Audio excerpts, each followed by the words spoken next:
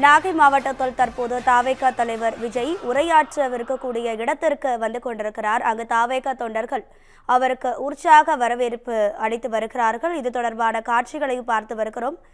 இது குறித்து நம்மிடையே பேசுவதற்காக நமது செய்தியாளர் சிவகுமார் இணைப்பில் இருக்கிறார். சிவகுமார், எப்பொழுது அந்த பிரச்சாரம் நடைபெறக்கூடிய இடத்திற்கு விஜய் போய் சேருவாரு? உங்க விரிவான தகவல்.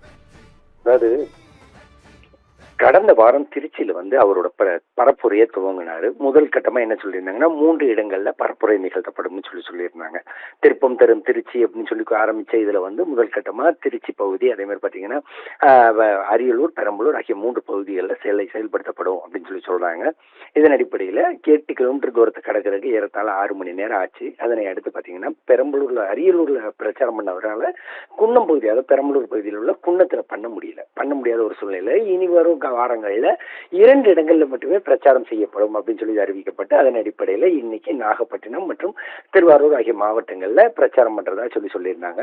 இதனை அடுத்து காலை 8:30 மணி அளவுல அவர் தனி விமானத்துல சென்னையிலேருந்து புறப்பட்டு அங்கிருந்து திருச்சி சேர்ந்துட்டாரு. திருச்சியிலிருந்து தற்போது நாகப்பட்டினம் பகுதி, அதாவது நாகப்பட்டினம் பகுதியில் இருக்கிற புத்தூர் அண்ணா சாலை அப்படிங்கிற பகுதியில தான் இன்னைக்கு அந்த பிரச்சாரமானது நடைபெறுது, அதாவது பரப்புரையானது நடைபெறுது. கடந்த முறை திருச்சியில் நடைபெற்ற அந்த பரப்புரை என்பது பல்வேறு சிக்கல்களை சந்திச்சாங்க. எப்படின்னு பாத்தீங்கன்னா, குறிப்பிட்ட நேரத்துக்குள்ள, அதாவது தமிழக வெற்றி கழகத்தை பொறுத்த மட்டும் பாத்தீங்கன்னா மொத்தம் 19 முதல் 21 கட்டளைகள் காவல்துறை தரப்பில் தெரிவிக்கப்பட்டிருந்தது. அதுல முக்கியமா சொல்லப்படுறதுனா அதிக அளவுல கூட்டங்களை கூட்டக்கூடாது, ரோட் ஷோ நடத்தக்கூடாது, அதே மாதிரி எல்லா விதமான ஏற்பாடுகளும் செய்யப்பட்டிருக்கணும், குறிப்பிட்ட நேரத்துக்குள்ள பிரச்சாரம் பண்ணி முடிச்சிடணும், அடுத்த இடத்துக்கு போறதுக்கு யாருக்கும் எந்த விதமான தொல்லையும் பண்ணாம போகணும் அப்படின்னு சொல்லி பல்வேறு கட்டளைகளை விதிச்சிருந்தாங்க. ஆனா இது எதையுமே போன தடவையும் கடைபிடிக்காத ஒரு சூழ்நிலையில இன்று காலை ஏற்கனவே அதிலே கடும் அதிர்ச்சியானது ஏற்பட்டுச்சு. அப்படின்னு பாத்தீங்கன்னா, முதல் திருச்சியில் நடைபெற்ற ஒரு கூட்டத்துல ரசிகர்களோட பிரச்சனைகளால என்னாச்சுன்னா, அவரோட மைக் வேலை பார்க்காம ஒரு சூழ்நிலையில அவர் என்ன பேசுறாரு அப்படிங்கறதே வெளியே கேட்காத ஒரு சூழ்நிலைக்கு ஆகி போச்சு.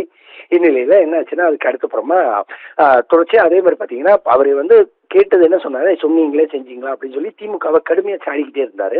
அதே மாதிரி பஸ்ஸுக்கு ஏற்றிட்டு போயிட்டு எங்க அரசோட பஸ்ஸில் கூட்டிட்டு போயிட்டு அதை ஓசின்னு சொன்னீங்களா, அதை குறிப்பிடணுமா அப்படிங்கிற மாதிரி பல்வேறு குற்றச்சாட்டுகளை முன்வைத்தாரு.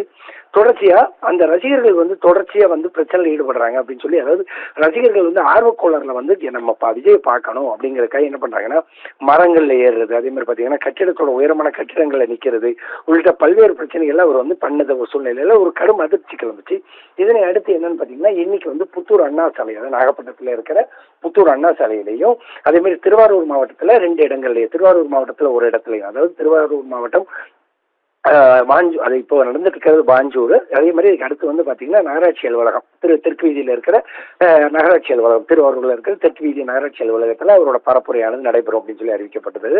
அதன் அடிப்படையில் இன்னைக்கு காலை வந்துட்டு இருந்த ஒரு சூழ்நிலையில பாஞ்சூர் வரைக்கும் பிரச்சனை இல்லாம வந்துட்டு இருந்தாங்க. அதன் பிறகு பாத்தீங்கன்னா ரசிகர்கள் அவங்களோட அந்த வாகனத்தை சுற்றி வர்றதோ, அதே மாதிரி பாத்தீங்கன்னா அவர்களோட நடிகரை பார்க்கணும் அப்படிங்கறதுக்காக அவரை சுத்தி வர்றது, அதே மாதிரி பாத்தீங்கன்னா அவருக்கு பரிசு பொருட்கள் கொடுக்கறது, அதே மாதிரி பாத்தீங்கன்னா அவருக்கு பல்வேறு சிக்கல்களையும் சந்திக்கிற அளவுக்கு தற்போது ஆயிட்டு இருக்குது. தொடர்ச்சியா இப்ப என்ன ஒரு சூழ்நிலை அப்படிங்கிற பட்டங்களை பார்த்தோம்னா, தொடர்ச்சியா அந்த ரசிகர்கள் அவரை அந்த வாகனத்தை பின்தொடர்ந்து வர்றாங்க. காவல்துறையோட முதல் கட்டுப்பாடு என்னன்னு பாத்தீங்கன்னா, வாகனத்தோட பின்புறமும் மொத்தத்திலே 5 வாகனம் தான் வரணும், பரப்புரை வாகனம் அந்த கேரவன் சேர்த்து மொத்தத்திலே 5 வாகனம் தான் வரணும் அப்படின்னு சொல்லித்தான் காவல்துறையோட முதல் கட்டுப்பாடு.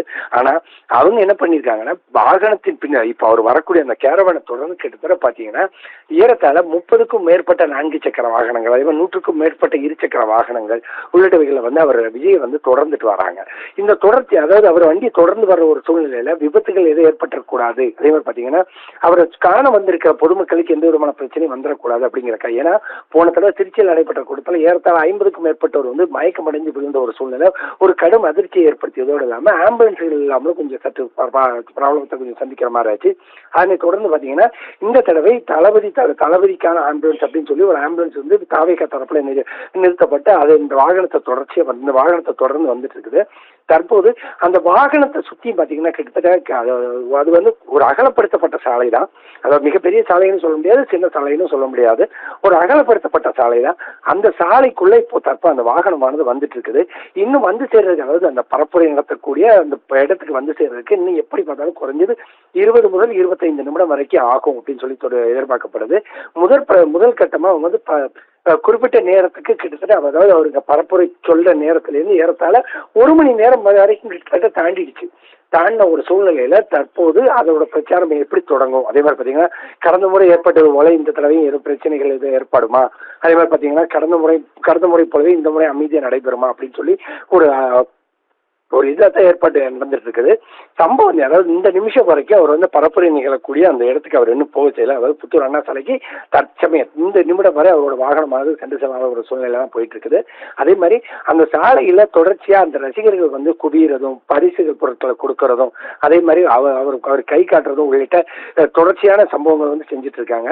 சிலர் வந்து ஆர்வ கோளாறுல அந்த வாகனத்தை தொடர்ந்து ஓடி வந்துட்டு இருக்கிறாங்க. அதாவது அந்த விஜய் ரசிகர்கள் சிலர் வந்து ஆர்வ கோளாறுல அந்த வாகனத்தை தொடர்ந்து ஓடிக்கொண்டு வர்றது பலரை வந்து ஒரு அதிர்ச்சியை ஏற்படுத்தி இருக்குது.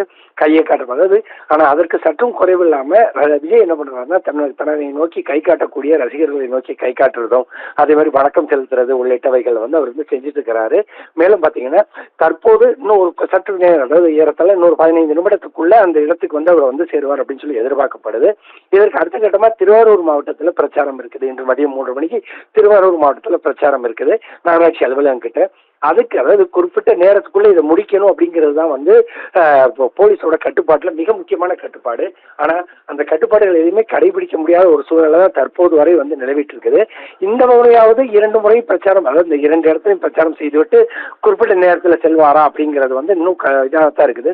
இருசக்கர வாகனங்கள்ல தற்போது அந்த அவரோட விஜயோட வாகனத்துக்கு முன்னாடி இருசக்கர வாகனங்கள்ல பொதுமக்கள் அவங்க வர்றதும் அதை தொடர்ந்து அவங்க வந்து அங்க இருக்கக்கூடிய ரசிகர்கள் வந்து அவங்களை தள்ளிவிடுறதுமா ஊர்ல இருக்க ஒரு சூழ்நிலையில ரசிகர்களோட கோரிக்கையை ஏற்று தற்போது வாகனமானது நிறுத்தப்பட்டு அவருக்கு வந்து ரசிகர்களுக்குள்ளே கைகுலுக்கிற ஒரு சூழ்நிலை தான் தற்போது வரை நிலவிட்டு இருக்குது. அதாவது செல்ஃபி எடுக்கிற ஒரு நிலவரம் தற்போது வரை நிலவிட்டு இருக்குது. அதாவது வாகனங்களுக்கு போதிய அளவுக்கு இடம் கொடுக்கணும் அப்படிங்கிறது நிலைமை உள்ள ஒரு நிலையில வந்து தற்போது அந்த இடத்துல முற்றிலுமா அதாவது விஜயோட வாகனம் வர்ற அந்த பாதையில மாற்று பாதையில வாகனங்கள் எதுவும் தற்போது வரை வந்து அனுப்பப்படாத ஒரு சூழ்நிலை தற்போது வரை நிலவிட்டு இருக்குது.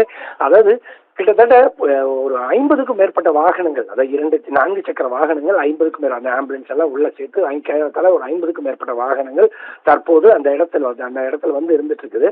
இதற்கு அடுத்த கட்டமா வந்து திருவாரூர் மாவட்டத்துக்கு போறாரு. தற்போது அந்த கேம்பெயின் நடக்கக்கூடிய முதல் இடமான அந்த புத்தூர் அண்ணா சாலையை நோக்கி வந்துட்டு இருக்கிறாருங்க.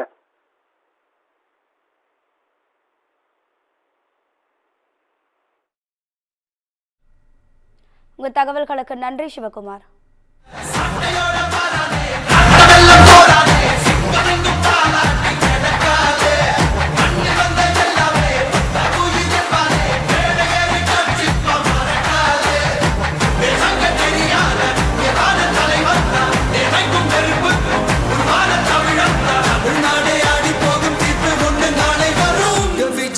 விஜய் உயிர் என்ன வரனா